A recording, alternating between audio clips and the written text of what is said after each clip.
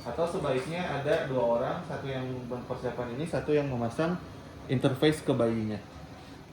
Lalu untuk pemilihan ukuran nasal mask atau nasal kanulnya. Misalkan saya ingin memilih nasal kanul untuk bayi ini, maka dicek berapa ukuran yang pas sesuai dengan hidungnya. Ini yang pas di ukuran L ya. L yang lebih tepatnya. Kalau mau memakai nasal mask ini mungkin untuk bayi ini di ukuran yang L, di L juga. Di L ini bisa menyesuaikan sesuai keinginan dokter atau perawatnya. Lalu untuk bonetnya ini menggunakan penggaris yang sudah tersedia di delivery circuit adapternya. Ini dihitung berdasarkan berapa sentimeter lebarannya. Ini berukuran di 31 cm. Maka untuk 31 ini bisa memilih M di antara 30 sampai 32. Jadi untuk nasal kanulnya yang L dan ininya yang M, bonetnya yang M.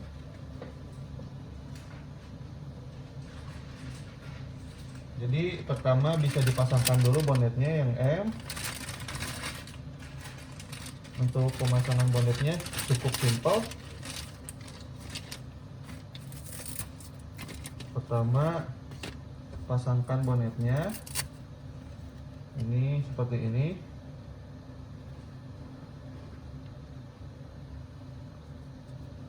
Pasangkan bonetnya.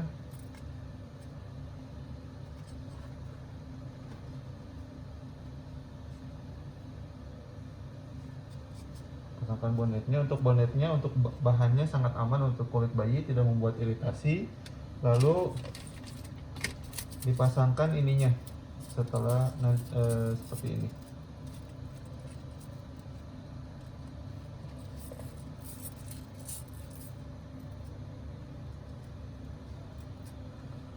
Setelah itu nanti dipasangkan untuk ke RW-nya. Ini mungkin satu menyiapkan sirkuitnya, satu menyiapkan ini supaya lebih cepat. Seperti tadi yang telah diukur, saya akan memilih nasal kanul untuk interface RW-nya. Ukurannya tadi sudah diukur ukuran L. Sudah dibuka, saya keluarkan.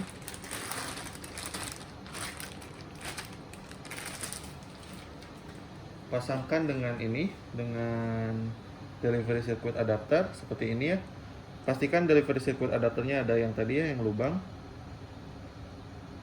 Ininya bisa ditutup.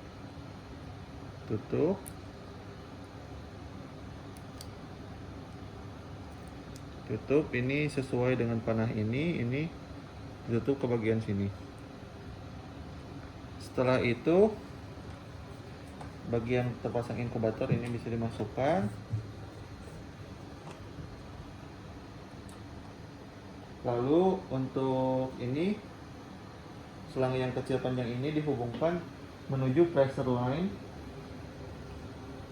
untuk mengecek pressure yang diberikan. Pressure line, lalu yang ini bisa dihubungkan ke sini, ke bagian sirkuit adapternya.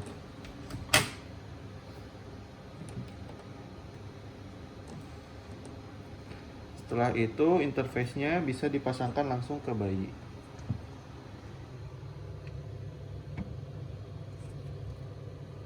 Ini untuk ininya tidak akan merusak kulit bayi.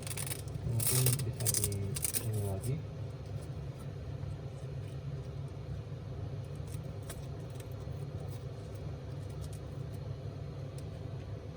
Dan yang satu lagi. Kencang.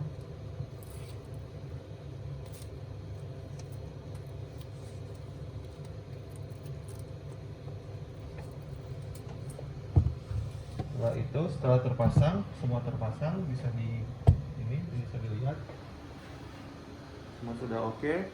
Bisa menyalakan humidifier yang sudah terisi air ya, pastikan terisi air karena ini sedang demo, saya tidak isi. Terisi air, lalu ini akan self test humidifiernya. Self test, setelah itu bisa pindahkan dari mode ini invasif kepada yang non invasif dengan menekan mode ini saja. Non invasif, jadi sudah diatur. Setelah itu ini akan menyala, lalu ini bisa di on kan untuk pemilihan mode CPAP atau flow-nya. Ini standby, bisa diinikan, bisa dipencet ini, lalu modenya udah CPAP dengan fraksi yang diberikan sesuai fraksinya. Bisa dinaikkan dari sini. Kalau ada alarm seperti ini, bisa dicek itu terjadi leak. Dengan low pressure, kalau low pressure bisa ditambah tekanannya.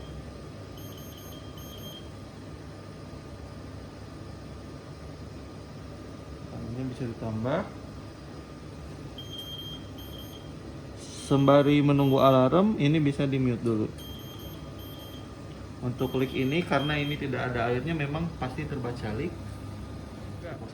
Lalu ini untuk mode yang dipilihnya bisa di bagian sini. Ini seperti sekarang mode CPAP di 6 cm H2O di 6. Ini karena tidak terpasang O2 sensor, jadi memang O2 sensornya tidak terbaca. Untuk O2 sensor bisa ditingkatkan di sini dengan menekan langsung di sini. Misalkan sebelumnya 21, dinaikkan menuju 60, bisa dipencet ini. Lalu setelah itu bisa dikonfirmasi dari sini. Nanti O2 FiO2 nya akan naik. Karena ini tidak terpasang, maka 21 ya. Lalu selanjutnya untuk CPAP-nya, jika ingin tekanannya dinaikkan bisa dipilih di sini. Ini bisa dinaikkan dari 6 misalkan, atau diturunkan misalkan menjadi 3. Menjadi 3. Kalau sudah bisa dikonfirmasi. Setelah itu maka akan berubah menjadi 3 ya ininya. Ini untuk yang ditampilkan, parameter yang ditampilkan, ini yang di input. Lalu jika ingin mengubah mode menuju flow, bisa di ini, ditekan bawah sampai pilih mode CPAP. Mode CPAP ini klik. Kalau ingin mengubah flow, jadi dikebawahkan ini ya, CPAP menuju flow. Sekarang flow, nanti bisa ditekan ini. Setelah itu di sini bisa diatur flow-nya, misalkan dari 7 liter menuju 3 liter per menit. Bisa diturunkan dari sini, dari bagian bawah sini, 7 menjadi 3. Setelah itu, jika sudah oke, bisa dikonfirmasi. Nanti flow yang akan diberikan ke bayinya memang akan menjadi 3. Lalu yang terakhir ada untuk tombol resusitasi. Ini misalkan bayinya mau diresusitasi, bisa dipencet tombol ini.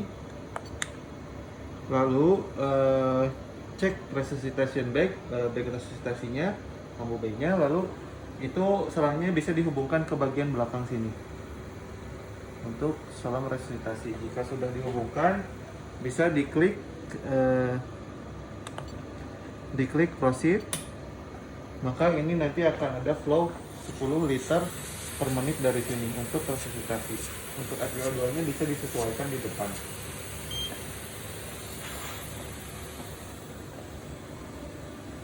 Jika sudah selesai, bisa dipencet kembali ini.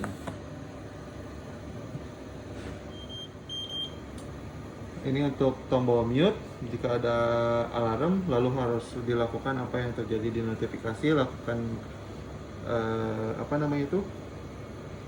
lakukan tindakan, dibetulkan apa sesuai alarmnya. Kalau kurang pressure, bisa ditambahkan pressurnya dari ininya, dari sumber pressurnya. Lalu kalau ada leak, bisa dicek bagian kebocorannya di bagian mana.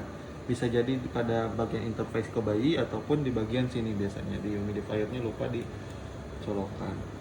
Lalu di sini ada untuk jika sudah selesai terapi untuk bayinya, CPAP atau flow-nya, bisa di off-kan. Cara meng-off-kannya, tekan ini. Ada untuk standby, ada untuk power off. Jika untuk power off, bisa di ke bagian bawahkan, lalu bisa ditekan ini. Untuk itu, lalu bisa ditutup.